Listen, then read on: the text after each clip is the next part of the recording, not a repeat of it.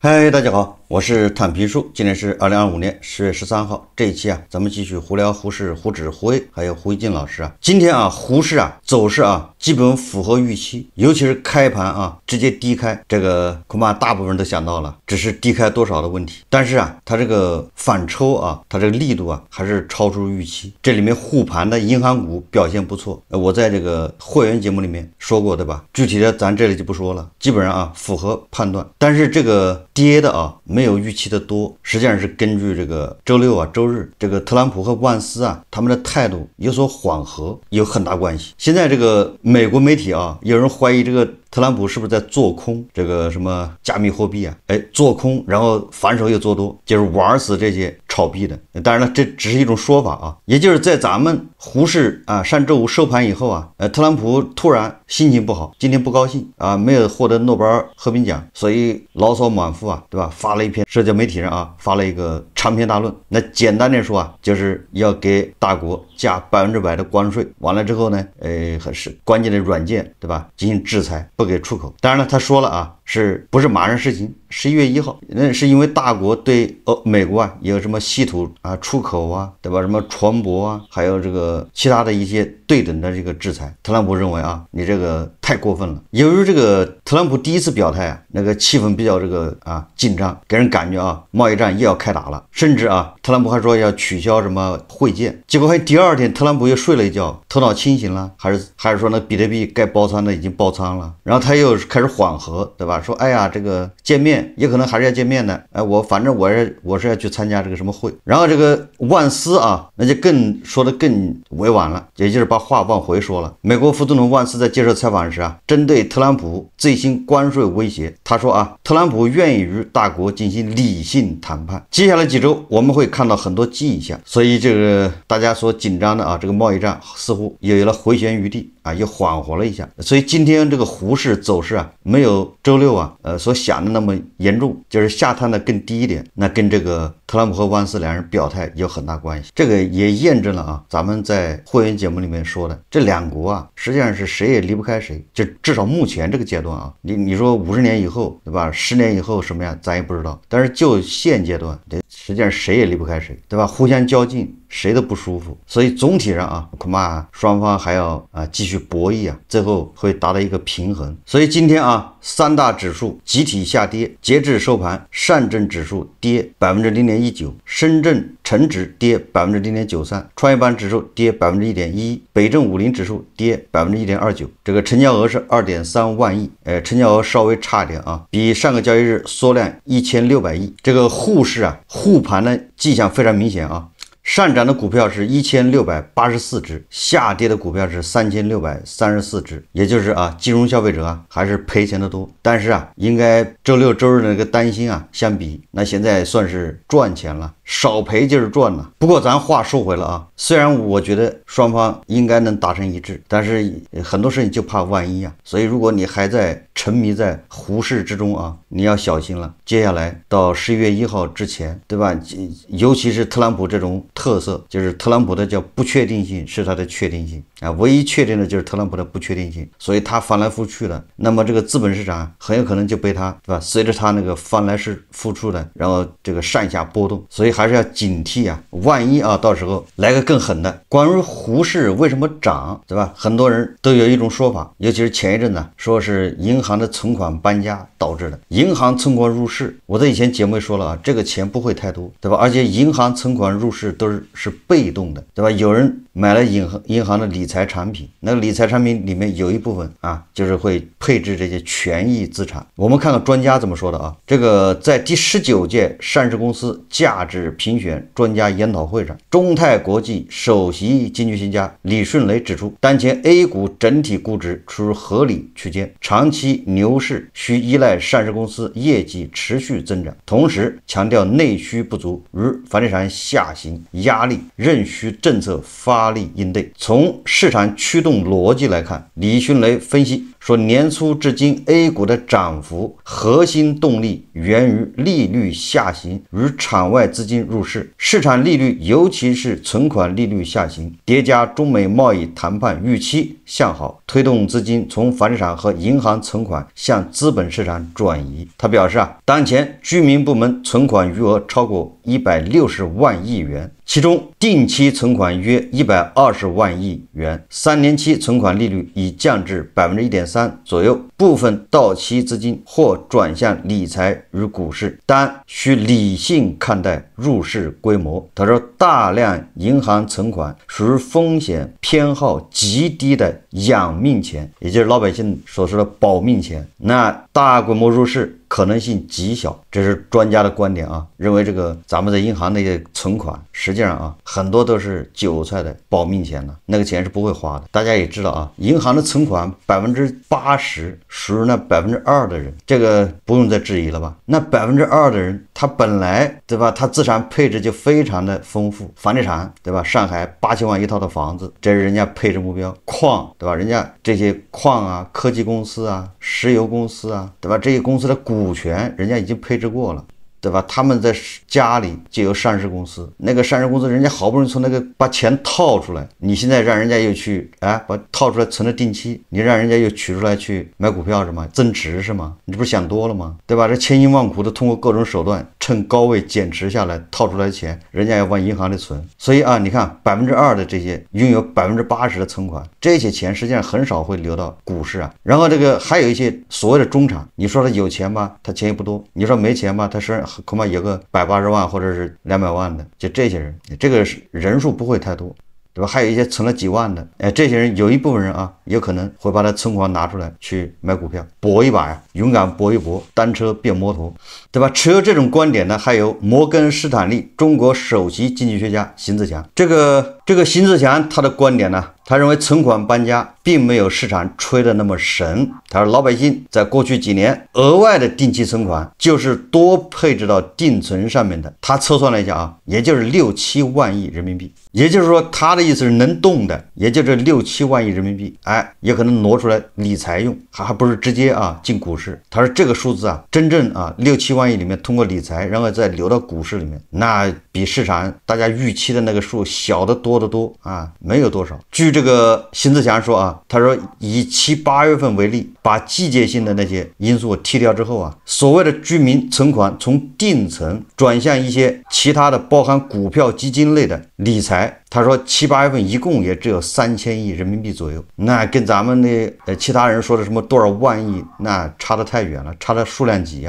那至于什么原因导致的呢？怎么只有这么少的钱才搬到跟股市有关的理财里面？这个邢自强说他说可能经历过20年、21年市场的起落之后大家变得越来越谨慎。实际上这个也好理解也符合咱们的判断。什么意思呢？也就是当大家对未来预期不好的时候，再加上前面的痛苦的回忆，那很多人就选择我不玩不赌，我赌不起了，对吧？我老老实存钱准备养老，因为对未来预期不好如果你要对未来预期很好的话，你恐怕把你的钱存款拿出去炒股你无所谓对吧？套住了我后面还能赚钱呢，怕什么呢？现在机会这么好，不进去搏一把，对吧？这心态都不一样了。所以确实你看现在这个指数牛市已经是形成了，但是咱们身边热烈的讨论股票的人很少，炒股的大家都冷眼旁观，这更像是这个已经入市的人对吧？那些像建功爷叔这样的人已经被深套的人，他们在里面狂欢，在里面自娱自乐。这个还是经济学家也就是这个证券专家刘继鹏说的对，他直言不讳说这轮慢牛的动力是国家队救市。大家看视频。这段时间背后的动力在什么地方？从去年11之后股市就暴跌了，对，一直到4月份跌到了3040点，4月8号之后到现在涨了840点。这个动力是什么？我的感受就是高层领导对资本市场这次是下了很大决心，也就是国家队的救市是这次股市起来的关键因素。为什么这么讲？早期汇金也在救，去年以前他们也在救，他们大部分买的都是自己投资的股票。汇金也有自己的私心这些银行利润这么高，我买这儿的股票股价又这么低，对，赔不了钱。严格说，汇金从我们2005年第一家公司建行到香港上市，当时股市跌到了998点啊，资本金融不支撑了，那么货币金融也是独木难行，对，坏账率一度达到了20%以上。当时的国务院主管领导就说，我们的商业银行都拉去上市，但大陆的市场根本支撑不了像这个工商银行、建行这样的大盘股，一个工商银行就3600亿股，所以就决定到香港上市。那么实际上等于把商业银行给救了。那么汇金公司因为当时坏账很高啊，就是汇金公司拿出了这个1500亿的外汇储备，财政部发了一笔特别的国债，这笔特别国债现在还在央行的资产负债表账上，而这笔外汇则给了财政部注资到各个银行做资本金冲抵坏账。金融企业的国有资本大股东是财政部，对，就投进来了，这样5大银行才能上市。汇金公司从那时起到现在为止，至少他们的盈利是15万亿，每年的分红加上在低点救市，或者换句话说，你说我们这840点，从4月份到现在，汇金公司都是低价入市的。对，这800点是算得出来盈利了多少钱的。当时市值80万亿，现在105万亿市值，这25万亿里边，汇金公司起码得挣了10万亿。第二阶段，为什么汇金公司当时就没有4月份的效果呢？实际上，潘功胜行长和吴清主席的那场记者招待会，是关键。那里边是3个8000亿啊，5000亿便利互换。人民银行从来没有像这次这样大力的支持资本市场，在我的印象中就没有过。人民银行主要是他们管的就是商业银行，他给商业银行便利互换。什么叫便利互换？就是你们拿各种债，金融债、国债，你给我，我就给你货币资金，对，让你短期周转。对，那央行手里就有国债了。这次呢，央行是支持证券公司、基金公司还有保险，这个5000亿就支持这3类机构。你们拿你们手里的 ETF 还有成分股给我央行做抵押，我给你们国债或者金融债，你们拿着这个债再跟商业银行就换出现金来。这个钱就是要把股市撑起来，便利互换这5000亿，另外一个3000亿就给什么国新啊、融通啊，国资委下边也有1400家用来回购，你们以前都是减持，现在给你们钱让你们回购股票，所以另外一个3000亿是给了我们的上市公司或者是大股东回购自己的股份，这样就8000亿。包行长还说，吴清主席你要不够再给你一个8000，还有第3个8000，一算24000亿。对，现在这24000亿花的差不多了，这实际上一直就在给，但是大家当时犹豫，因为这个贷款啊，非常便宜，2%，后来又降到2%以下，所以好多公司都买自己股份。这批钱，你想从去年到低点之后，上市公司自己也花钱回购，然后投资银行的金融机构、保险、证券、基金也都去买，那这是第2轮。第3轮就是最近的一次会议，包行长谈到要让汇金公司成为类国家平准基金，它资金实力也够了。类国家平准基金，就你不仅要买你投资的银行，现在的汇金买了大量的科技公司的股票，就它已经不是银行的股东买自己的股票了，所以这轮的科技公司股价的上涨也都有汇金的影子。所以这样3个阶段就是这轮启动的第一动力。比如说从3040点到3100没反应，3200没反应，3300、3400到3500反应也不大，一直就拉到了3600，开始有反应了。所以这个期间，资本市场的一些大户，还有一些机构都赚钱。今年基金都做得不错啊，大部分赚钱的，大部分都赚钱了，就是因为行情起来了。这轮行情就是有效的拉动了消费。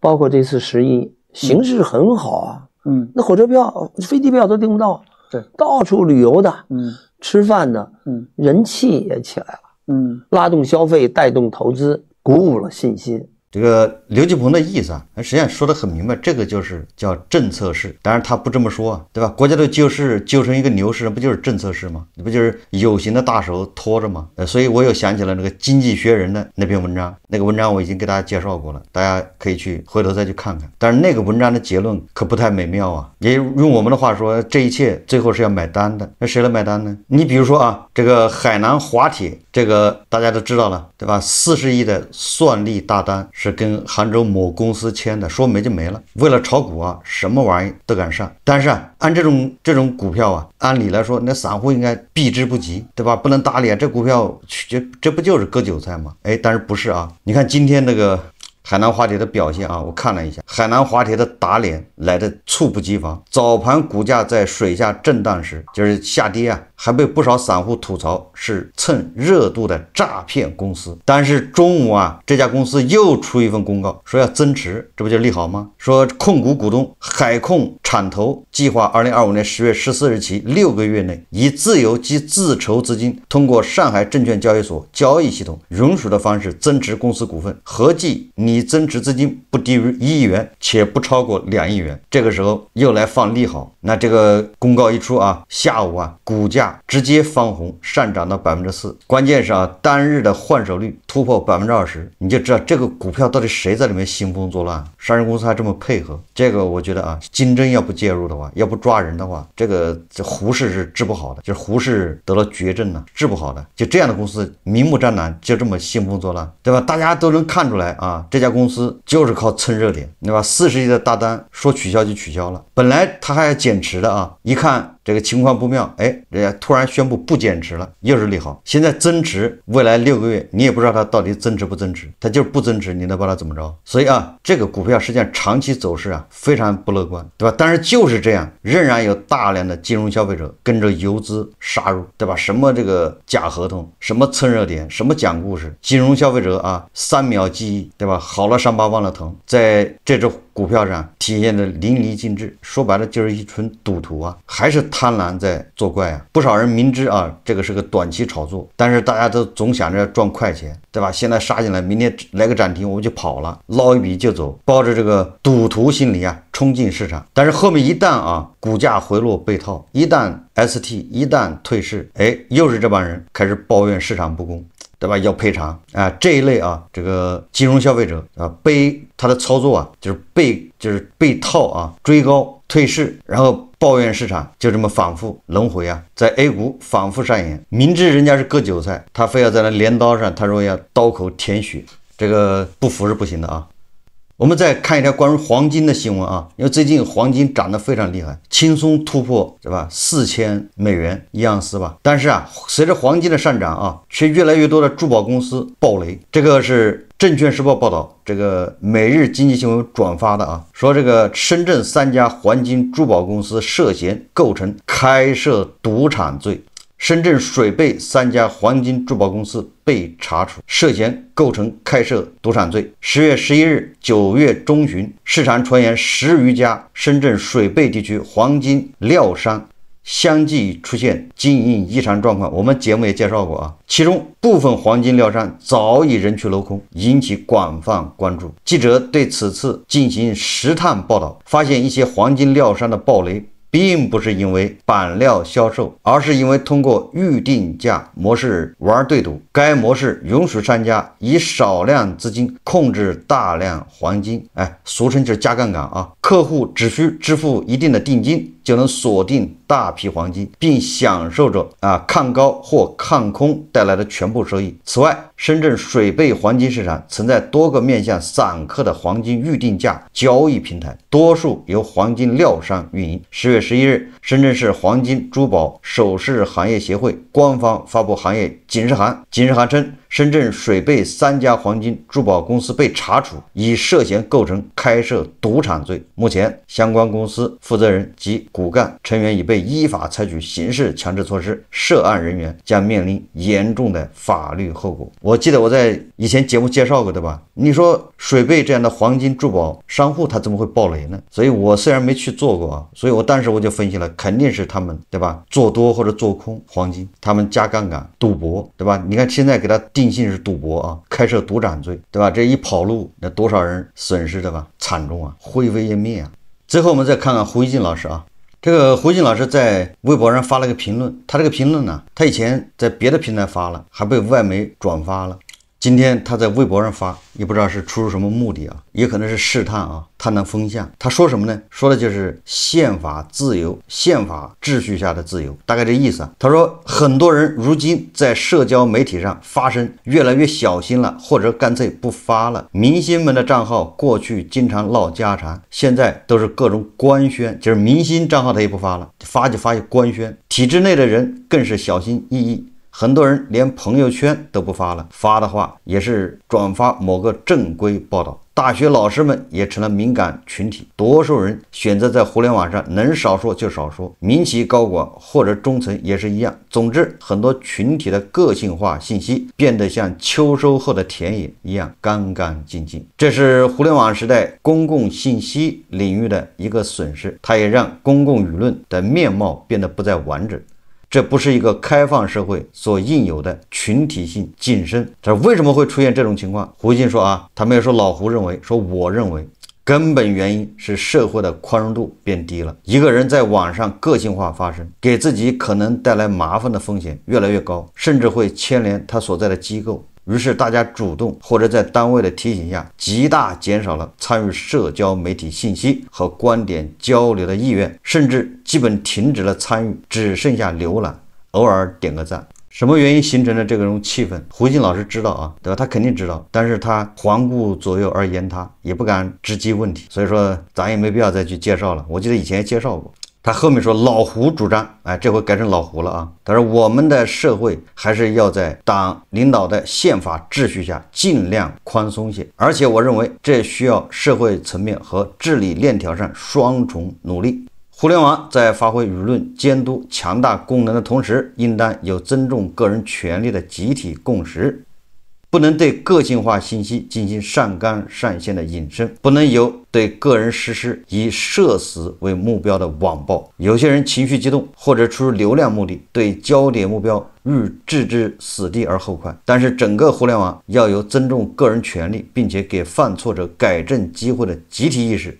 我们的互联网不能太严厉了，逮住一个就搞死一个。如果有什么身份标识，罪加一等，我们不该那样。但后面说了很多啊，他说无论如何啊，现在各种身份标识的群体不愿意在网上发声，这绝非好事。在宪法秩序下推动社会宽松，这方面是一个有抓手也值得去改变的线索之一。我们的社会应当丰富多彩，社交媒体应是全民交流信息的平台。如果一些群体退出了，或者严重消极了，只剩下另一些群体在其中活跃表达，那样子的情况一定不会太好，会导致新问题出现。网友总结的好啊，今天的胡锡进反对昨天的胡锡进，昨天的胡锡进，对吧？跟那个加特老师还有那个什么三剑客，把公知打得落花流水，全部退网。现在反过来啊，说这个某个群体消失啊，或者严重消极，他有时候不好了，这都是拜胡锡进老师所赐啊。胡锡进老师当初，对吧？那个三剑客对网上的一些持不同意见的这个网友，或者是UP主，或者是专家学者，喊打喊杀，必欲灭之而后快，先除之而后快啊。他现在开始呼唤要表达了。我在2年前说过，如果大家不敢在网上说话，大家在网上说话都要小心翼翼，那经济它也好不了。恐怕很多人还记得这句话，对吧？连说话都要小心翼翼，你哪有什么胆子去创业，对吧？去搞经济啊？想的最多的就是移民，怎么离开这地方，最后留下的就是穷鬼杀恶鬼，怎么会变好呢？好，这期节目我们就聊到这里，感谢大家收看。如果喜欢我的节目，欢迎订阅转发，也可以在下方留言评论，谢谢大家。